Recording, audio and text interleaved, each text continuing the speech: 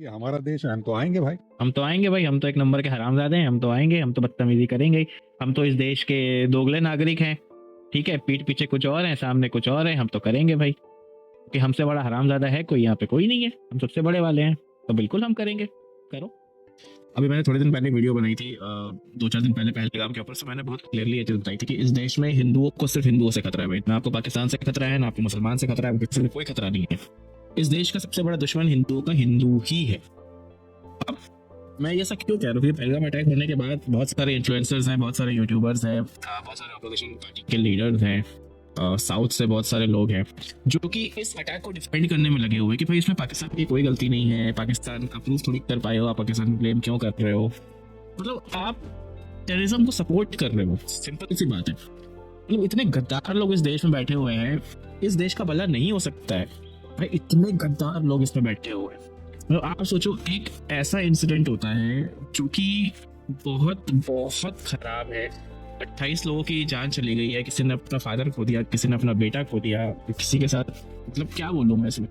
और आप इसको कंटिन्यूसली डिफेंड करते चले जा रहे हो कि यार इसमें क्या प्रॉब्लम है, कुछ तो नहीं है, it was just a firing incident. ऐसा भी सुनने में आया है कि it was just a firing incident. बेशर्मों की तरह वीडियोस बना रहे हो कि यार पहलगाम में कुछ नहीं है, यहाँ बहुत सेफ है, आइए, थोड़ी सी गड़बड़ हो गई थी बट अभी सब सेफ है। मतलब कितने बेशरम हो सकते हो यार, कितने बेशरम हो सकते हो।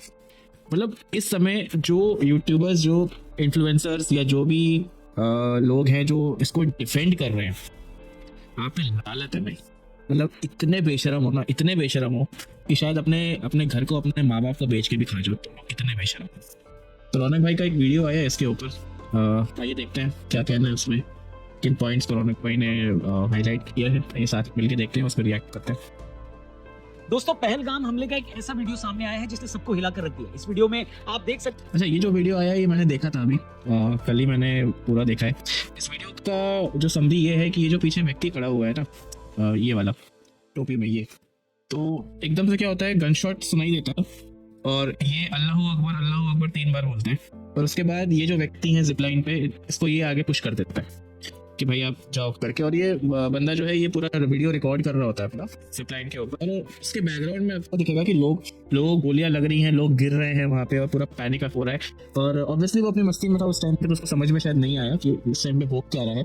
बट मेन इसका ये है कि जब गन शॉट सुनाई दिया, इस बंदे ने 3 बार अल्लाह अकबर बोला है और उसके बाद इसने इस इंसान को आगे पुश कर दिया इसने। चलिए देखते हैं कि कैसे एक टूरिस्ट जिप लाइन से पहले अपनी सेल्फी स्टिक से वीडियो बना रहा है। ये शख्स जब वीडियो बनाते बनाते आगे जा रहा है, तभी उसके बैकग्राउंड में आपको भागते हुए कई लोग दिखाई दे रहे हैं। एक शख्स को तो गोली लगती है और वो वही मैदान में गिर जाता है। लेकिन ज्यादातर लोग एक अलग ही चीज की तरफ इशारा कर रहे हैं। लोगों का कहना है कि इस आदमी को जिप लाइन पर बिठाते वक्त पीछे खड़ा शख्स अल्लाह अकबर बोल रहा है। अल्लाह अकबर, अल्लाह अकबर, अल्लाह अकबर। मेरे आगे देखा, गन साउंड सुनाई दिया ना इसमें, एक गन साउंड सुनाई देता है और उसके बाद ये 3 बार जो है अल्लाह अकबर बोलते हैं। 9 लोगों ने स्लाइड की ना, तब ये चीज नोटिस है कि मेरे आगे जो 9 बंदे ने स्लाइड की, इवन मेरे लड़के ने भी स्लाइड की, मेरे वाइफ ने भी स्लाइड की, तब वो बंदा कुछ नहीं बोला। जब मैंने स्लाइड कर रहा था तब वो बोला और उसके बाद फायरिंग हुई है। पीछे खड़े दोनों लोकल लोग नॉर्मल दिख रहे हैं। उस वक्त गोलियां भी चलनी शुरू हो गई थी। वो शख्स अल्लाह अकबर बोल रहा है, मतलब उसे पता चल चुका था कि तब तक वहां क्या हो रहा है। बावजूद इसके उसने जिप लाइन से जा रहे उस शख्स को रोका नहीं। 1 मिनट का ये वीडियो अपने आप में बहुत सारे सवाल खड़े करता है। इस वीडियो में दिखाई गई तस्वीरें अगर ऐसी ही है जैसी नजर आ रही हैं, तो ये वाकई काफी सीरियस मामला है। सिक्योरिटी एजेंसीज का वो दावा भी इससे पुख्ता होता है कि हमले में 1 दर्जन से ज्यादा लोकल लोग थे, जो घोड़े वालों की शक्ल में, छोटे मोटे दुकानदारों की शक्ल में वहां पहले से मौजूद थे, और इन्हीं लोगों ने आतंकियों की मदद की। देखो, ये बात बहुत क्लियर है इसमें कि विदाउट लोकल सपोर्ट ये इंसिडेंट होना पॉसिबल ही नहीं था। एक बहुत मेजर रीजन ये है कि जो पहलगाम है वो बॉर्डर से लगभग 400 किलोमीटर दूर है। तो आप खुद ही सोचो, अगर 4 किलोमीटर होता, 40 किलोमीटर होता तो एक समझ में भी आती बात भाई। एक डिस्टेंस 400 किलोमीटर का है बॉर्डर से, वहां पे विदाउट लोकल सपोर्ट इतना बड़ा इंसिडेंट हो जाए पॉसिबल ही नहीं है। आप खुद ही सोचो, लोकल्स के सपोर्ट के बिना कैसे पॉसिबल होगा ये सारी चीजें। बिल्कुल लोकल ने सपोर्ट किया। इसके अलावा भी बहुत कुछ कहा जा रहा है, लेकिन अभी उसे लेकर पुख्ता एविडेंस मिलना बाकी है, जांच चल रही है, इसलिए हम उस बारे में और ज्यादा कुछ नहीं कह सकते। लेकिन जिस तरह ये वीडियो सामने आया है और पीछे खड़े लोग जैसे रिएक्ट कर रहे हैं, उससे सवाल तो बहुत ज्यादा खड़े हैं। साथ ही एक सवाल ये भी है कि अगर भारत ने आतंकवाद के खिलाफ और पड़ोसी के खिलाफ कोई एक्शन लिया, तो सामने से रिएक्शन क्या आ सकता है। इसी के बारे में हमने एक स्पेशल पॉडकास्ट में बातचीत करी कर्नल शैलेंद्र सिंह जी के साथ, जो कि डिफेंस एक्सपर्ट हैं और इस मामले में अच्छी जानकारी रखते हैं। तो इस एपिसोड को जरूर देखना, लिंक डिस्क्रिप्शन में दिया है। आगे बढ़ो। पहलगाम हमले के बाद जैसे जैसे लोकल लोगों के शामिल होने के सबूत मिल रहे हैं, उसे देखकर पूरे देश को तकलीफ हो रही है। कश्मीर में इन लोगों को जो सपोर्ट मिली है उसकी तकलीफ तो है ही, लेकिन बाकी भारत में भी इस हमले के बाद जिस तरह से लोग इनके समर्थन में बयान दे रहे हैं, इस हमले के पीछे सरकार की साजिश बता रहे हैं, उसे देखकर भी पूरे देश को तकलीफ है दोस्तों। एक एक करके ऐसे हर आदमी की आज खबर लेंगे जिन्होंने पहलगाम हमले के बाद देश को शर्मिंदा किया है। इसमें हमले का जश्न मनाने वाले लोग भी हैं, हमले के ही दूसरे दिन कश्मीर घूमने जाने वाली आंटियां भी हैं जो ये बोल रही हैं कि ये सब नॉर्मल है, छोटी मोटी चीजें तो होती रहती हैं। इसमें वो ऐसे जाहिल सिंगर कम इन्फ्लुएंसर्स भी हैं जो हमले को भारत सरकार की ही साजिश बता रहे थे और अब उनके वीडियोस पूरे पाकिस्तान में वायरल हो रहे हैं। साथ ही इसमें हमारे ही कुछ ऐसे बेशरम नेता भी हैं जो ये बोल रहे हैं कि यार पाकिस्तान पर अटैक करने की क्या जरूरत है। तो आज की इस वीडियो में इन सब की लंका लगने वाली है। वीडियो पूरी देखना और अपने दोस्तों से इसे शेयर भी जरूर करना। पहले बात कर लेते हैं उन 2 दर्जन से ज्यादा जिहादियों की जिन्हें पहलगाम हमले के बाद इसलिए अरेस्ट करना पड़ा क्योंकि ये लोग या तो इस हमले के बाद सेलिब्रेट कर रहे थे या फिर इसके पीछे भारत सरकार की साजिश बता रहे थे। 27 अप्रैल की भास्कर की रिपोर्ट के हिसाब से हमले के बाद 4 दिनों में पूरे भारत में अब तक 28 ऐसे लोगों को अरेस्ट किया गया और गिरफ्तार होने वाले कोई मामूली लोग नहीं है। इनमें तो एक जो है वो असम की विपक्षी पार्टी का एमएलए भी है। इसके अलावा गिरफ्तार होने वाले लोगों में एक पत्रकार, एक वकील, 2 रिटायर्ड टीचर और स्टूडेंट्स भी है। मतलब इनमें से ऐसा कोई भी नहीं है जिसे आप ये कहकर डिफेंड कर सको कि भैया बेचारा तो अनपढ़ है, उसे पॉलिटिक्स की समझ नहीं आती। मतलब एक तो इनमें एक बंदा विधायक है जिसने भारतीय संविधान की कसम खा रखी है, एक वकील भी है जिसका काम ही है देश के संविधान और कानून के हिसाब से चलना, 2 रिटायर्ड टीचर्स भी हैं, मतलब जिन्होंने 60 साल की उम्र देखी है, सारी जिंदगी बच्चों को तालीम दी है, सारी जिंदगी सरकार से पैसा उठाया है। उस सब के बावजूद इन लोगों की मजहबी और कट्टर सोच पर इनकी तालीम का कोई असर नहीं पड़ पाया। इतने बड़े हमले के बाद भी ये लोग अपने ही मुल्क के खिलाफ लिख और बोल रहे हैं। मतलब मैं पूछता हूँ कि पाकिस्तान से आए लोगों को तो आप उनका वीजा और पहचान पत्र देकर वापस भेज दोगे, मगर ऐसे लोगों का क्या करोगे जिनका शरीर तो हिंदुस्तान में, जन्म भी यहाँ हुआ है, लेकिन इनकी सोच, इनकी आत्मा, इनका ईमान पाकिस्तान में, जो ऐसे नाजुक हालात में भी अपने देश के साथ नहीं खड़े बल्कि उस मुल्क के साथ खड़े जिसने आपके देश में हमले करवाए। क्या इससे ज्यादा शर्म की बात कुछ और हो सकती है क्या? प्लीज बताओ। और अफसोस और फिक्र की बात यह है कि अभी तो सिर्फ 28 लोग पकड़े गए। इन जैसे न जाने कितने ऐसे लोग हैं जो बंद कमरों में यही सब बातें कर रहे होंगे, इस हमले में मारे गए लोगों की मौत का जश्न मना रहे हैं। उनका आप क्या करेंगे? उनमें से न जाने कितने ऊपर से आपको ये दिखाएंगे कि उन्हें कितना अफसोस है, मगर अंदर से वो क्या सोचते हैं वो आप कभी पता लगने ही नहीं देंगे। जाहिलों की दूसरी तरह की एक फौज भी है। इस फौज में ऐसे मूर्ख, बुद्धिभ्रष्ट सिंगर कम इन्फ्लुएंसर्स भी हैं जिन्होंने अपनी सरकार और एजेंसियों को घेरते हुए कुछ ऐसे वीडियोस बनाए हैं कि पूरे पाकिस्तान में वो वीडियोस आज वायरल हैं। उन्हीं वीडियो को दिखाकर पाकिस्तानी हमसे पूछ रहे हैं कि भैया जब आपके लोग ही ऐसा बोल रहे हैं तो आप हमसे क्यों पूछ रहे हो सवाल? और ऐसे लोग, ऐसे इन्फ्लुएंसर सच में ऐसा इसलिए लिख रहे हैं, बोल रहे हैं क्योंकि उन्होंने देश को और कुछ पार्टियों के खिलाफ लिख बोलकर ही अपने पीछे ऐसे पंचर पुत्रों की भीड़ तैयार कर रखी। अब जैसे हर दुकानदार कैसा करता है, माल वही तैयार करेगा ना दुकानदार, जैसा उसके पास ग्राहक है, कस्टमर है, तो इस तरह के 1.5 करोड़ के इन्फ्लुएंसर्स भी कंटेंट वही तैयार करते हैं जो इनकी भारत विरोधी ऑडियंस को पसंद आता है, फिर चाहे खुद अपने ही देश पर हमला क्यों ना हुआ। क्योंकि बहुत सारे ऐसे इन्फ्लुएंसर्स हैं जिन्होंने मतलब इस टाइप का वीडियो बना के रखा हुआ है। और एक उसमें से यार एक इन्फ्लुएंसर है, अभी मैंने 1-2 दिन पहले उसका वीडियो देखा था, पता नहीं क्या नाम था यार, कुछ रेंटिंग गोला, रेंटिंग चोला, पता नहीं क्या कुछ ऐसे करके था। मोटी सी एक है लड़की, अजीब सी शक्ल, गंदी सी शक्ल वाली, पता नहीं। तो वो ये बोल रही थी कि भाई ये जो अटैक हुआ है इसको आप हिंदू मुस्लिम का नाम क्यों दे रहे हो, इसको आप सीधा सीधा क्यों नहीं बोल रहे हो कि भाई ये इंडियंस पर अटैक हुआ है। भाई आर यू सीरियस? मतलब तुम लोग क्या मंद बुद्धि हो गया यार बिल्कुल? मतलब तुम लोग यार अच्छे इन्फ्लुएंसर्स हो, अच्छे इन्फ्लुएंसर्स क्या हो, मतलब तुम्हारी एक अच्छी ऑडियंस है, एक अच्छा नंबर है तुम्हारे पास ऑडियंस का, इन्फ्लुएंसर से तुम 2 कौड़ी के हो, सिंपल सी बात है। और तुम ये चीज़ बोल रहे हो कि यार ये आप इसको इंडियंस पे अटैक क्यों बोल रहे हो, क्यों नहीं बोल रहे हो, इस पे ये क्यों बोल रहे हो कि ये हिंदुओं पे अटैक? अरे भाई नाम लेके मारा गया है भाई, समझो इस बात को, नाम लेके मारा गया, रिलीजन पूछ के मारा गया, तो हिंदुओं पे अटैक होगा यही बोलेंगे ना यार। हम ये कैसे बोल देंगे कि भाई इंडियंस पे अटैक हुआ है? नो डाउट इंडियंस पे ही अटैक हुआ है, लेकिन एक पर्टिकुलर कम्युनिटी, एक पर्टिकुलर रिलीजन को टारगेट करके ही मारा गया है। अब अगर हम इसको रिवर्स कर दें, आप सोचो केवल इसमें ऐसा होता ना कि मुसलमानों को नाम पूछ के मार दिया जाता, केवल इसमें 28 के 28 मुसलमान मर जाते, तब ये लोग अलग उसमें आ जाते हैं कि भाई इस्लाम पूछ के मारा गया, नाम पूछ के मारा गया, हर एक मुसलमान को ही मारा गया, ये किया गया। ये सारे 2 कौड़ी के हरामजादे इन्फ्लुएंसर्स हैं, इनकी बात सुनने का ही नहीं है। ये लोग केवल कुछ भी भौंकेंगे, कुछ भी बोलेंगे और हमेशा हमेशा इस देश के खिलाफ ही बोलते हैं ये लोग। ये जितने भी ये 2 कौड़ी के इन्फ्लुएंसर्स है ना, ये रेंटिंग पेंटिंग चैंटिंग जितने भी हैं इस टाइप के, ये सारे ही ऐसे हैं। सब 2 कौड़ी के घटिया इन्फ्लुएंसर्स हैं। इनको बस किसी तरह से ऑडियंस मिल गई है ना, उसका एक गलत इस्तेमाल करना है, गलत फायदा उठाना है और कैमरे की आड़ में बैठ के कुछ भी भौंकते रहना है, बस यही इनका काम है।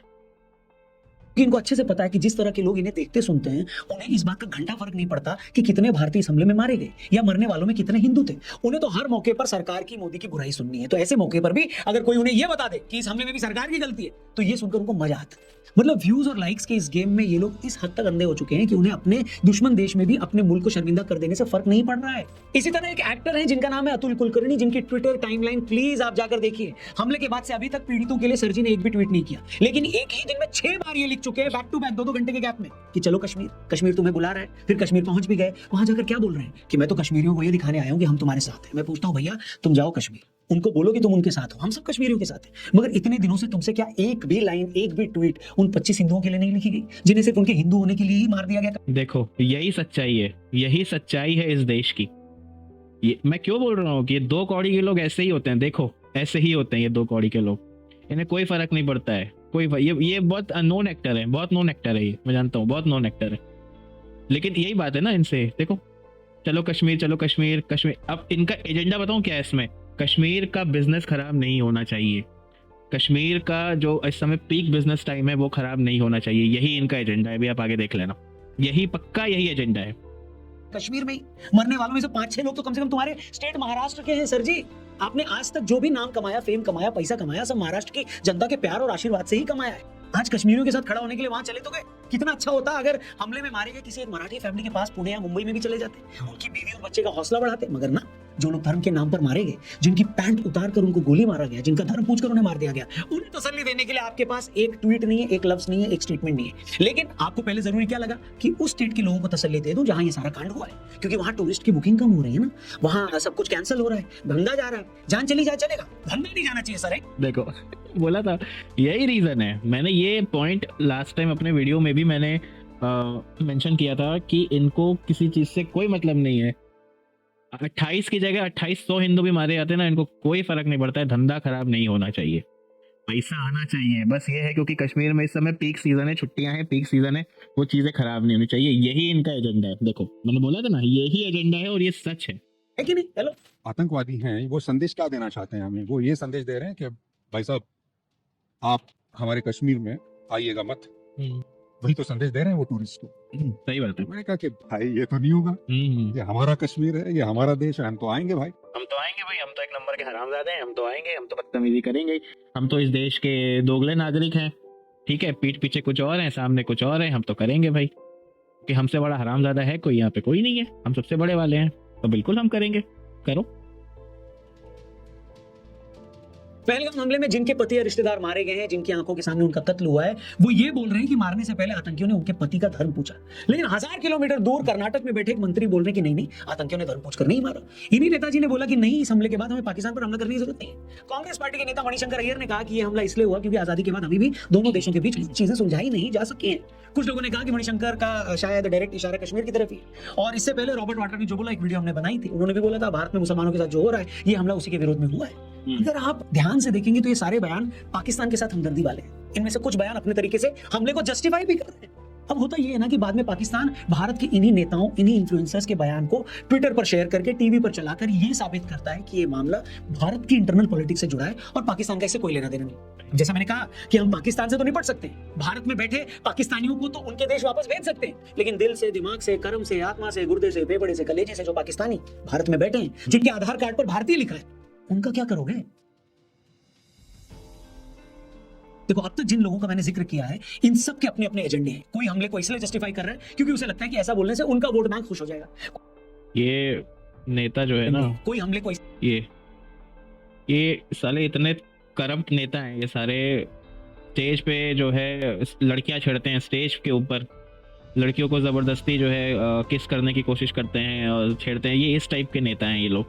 और ये जो है इन सारे सेंसिटिव मामलों पे ऐसे ऐसे कमेंट्स करके जो है मतलब खुद की ही बेइज्जती करवाते हैं, प्लस दूसरों को मौका देते हैं कि अपने पक्ष को और ज्यादा वो मजबूत कर सके इन सारे स्टेटमेंट्स को लेके, जैसा रौनक भाई ने भी बताया।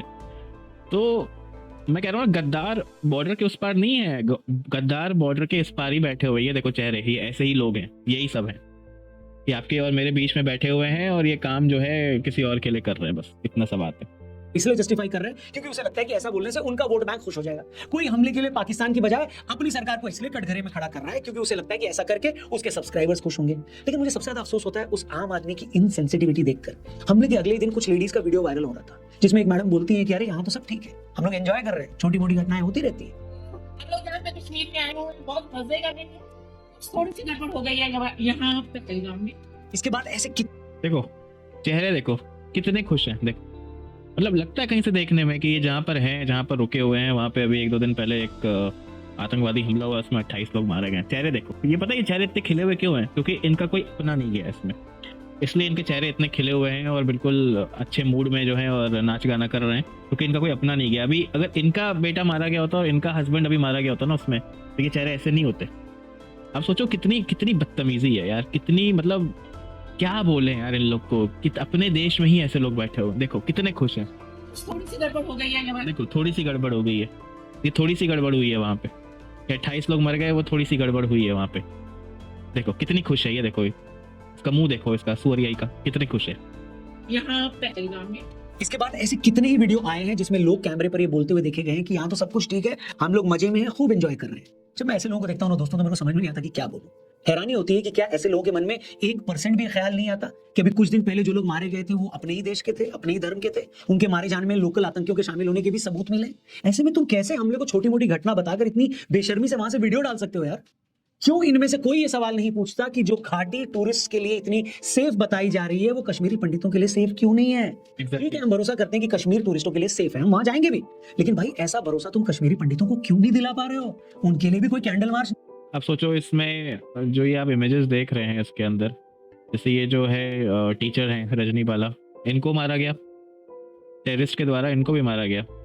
और बैंक मैनेजर है ये जो बीच में, इनको मारा गया। एक पानीपुरी वाला था वहाँ पे, पानीपुरी वाले को भी जो है यही पूछ के मारा गया क्योंकि वो कश्मीरी पंडित था, तो उसको भी जो है उसके बेसिस पर जो है शॉट कर दिया गया, वहाँ पे मार दिया गया। तो आप सोचो जब खुद वहाँ के जो रहने वाले लोग हैं, जो वहाँ की धरती से बिलोंग करते हैं, जब वो लोग सेफ नहीं है, वो लोग जो है इस चीज़ का शिकार हो रहे हैं। कश्मीरी पंडितों की कहानी तो सबको पता है। कश्मीर फाइल्स जो आई थी, सबने बोला कि एक बहुत बड़ा प्रोपेगेंडा है, बहुत बड़ा फेक एक प्रोपेगेंडा चलाया जा रहा है, लेकिन वो रियलिटी थी। उसमें एक सीन है कश्मीर फाइल्स के अंदर, जब आप देखोगे ना तो उसमें एक सीन है कि टंकी के अंदर एक व्यक्ति छुपा होता है, ठीक है, और उसका जो पड़ोसी होता है ना, वो ही उन आतंकवादियों को बता देता है कि भाई ये बगल वाला जो मेरा इसमें छुपा हुआ है। और बहुत अच्छे दोस्त होते हैं वो लोग, वो पड़ोसी होते हैं, बिल्कुल अगल बगल वाले घर में रहते हैं, बहुत अच्छे दोस्त, बहुत अच्छी फ्रेंडशिप होती है। और सोचो वही इंसान जो है वो आतंकवादियों को बताता है कि वो बंदा जो है वहां छुपा हुआ है, जाके मारो। ये रियलिटी है। कश्मीर फाइल्स है, आपके केरला फाइल्स हैं, ये सारी रियलिटी है, ये सब सच्चाई है इस देश की। आप कितना भी आंख पर पर्दा डाल लो, नाना करते रहो, बट ये रियलिटी है इस देश की। और ये 3 इमेजेस आप देख रहे हो, ये कश्मीरी पंडितों की ही है। ये सब मारे गए हैं, ये केवल इसीलिए क्योंकि कश्मीरी पंडित थे, इसलिए मारे गए केवल। निकाल दो और कैंडल मार्च निकाल कर बोलो कि नहीं भाई घाटी सेफ है आपके लिए, वापस आकर बस जाओ।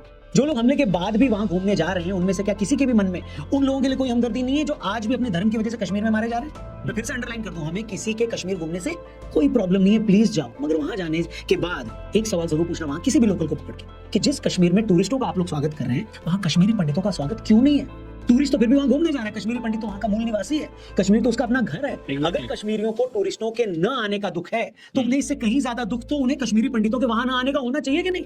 बस एक बार वहां किसी भी लोकल कश्मीरी से पूछिएगा कि भैया कश्मीरी पंडितों को वापस बुलाने के लिए कश्मीर में कोई रैली कब होगी, कोई कैंडल मार्च कब निकाला जाएगा? और इसका कोई जवाब अगर आपको ना मिले तो खुद से जरूर ये पूछिएगा कि क्या रीजन है कि जो राज्य बाहर से आने वाले लोगों का तो खुली बाहों से स्वागत करने को तैयार है, मगर अपने ही लोगों को वहां दोबारा बसाने का रास्ता नहीं निकाल रहा है। अगर आपके पास इस सवाल का कोई जवाब आए तो उसे कमेंट करके जरूर बताइएगा। इस सवाल का कोई जवाब है नहीं, क्योंकि अभी बहुत सारे मीडिया रिपोर्टर्स जो हैं वो कश्मीर गए, उन्होंने बात करी, वहाँ पे कोई लोकल बोलने को तैयार ही नहीं है। आप ये सोचो, मतलब पाकिस्तान के अगेंस्ट बात करने को रेडी ही नहीं है। इतने सारे वीडियो सब कुछ सामने आ रहे हैं कि भाई आप थोड़ा बताइए, बोलिए क्या बोलना चाह रहे हैं। मतलब लोग एकदम उस चीज़ को निगलेक्ट कर रहे हैं, जैसे कुछ हुआ ही नहीं है। और सारे मुस्लिम्स हैं इसके अंदर। एक वीडियो ऐसा भी आया है जिसमें एक लेडी है, वो बोल रही है कि जैसे आपके देश में, आपके दिल में हिंदुस्तान बसता है, वैसे हमारे दिल में पाकिस्तान बसता है। तो इंडिया की ज़मीन पे बैठ के आप ये सारी बातें कर रहे हो, बोल रहे हो, आपको अभी आइडिया भी नहीं है कि आप रह कहाँ रहे हो। हमें लगता है ना कि ये सब अपने यहाँ पे सब ऐसा है भाई, बहुत बहुत बहुत बड़ा ये जो है एक गलतफहमी है, और इस हमले के बाद ये गलतफहमी काफ़ी हद तक क्लियर हो रही है। तो मुझे लगता है कि ये जो रौनक भाई ने वीडियो बनाया है ये बहुत हद तक सही है ये चीज़ें, और जो इन्होंने पॉइंट्स कवर किए हैं इसके अंदर वो भी सारे के सारे सही हैं। और हाँ, इसका जवाब देना पड़ेगा, इसका जवाब देना पड़ेगा उन लोगों को, इसका जवाब देना पड़ेगा जो इस टेररिज्म एक्ट को सपोर्ट कर रहे हैं, जो इसके फेवर में बात कर रहे हैं, जो इसको एक जस्ट फायरिंग इंसिडेंट बता रहे हैं। तो कैसे चलेगा यार, खुद ही सोचो। खैर चलो, वीडियो यहीं पे एंड करते हैं। वीडियो को लाइक कर देना, चैनल को सब्सक्राइब कर देना, और ऐसे ही इंटरेस्टिंग वीडियो में और आगे लाता रहूँगा। Thank you so much.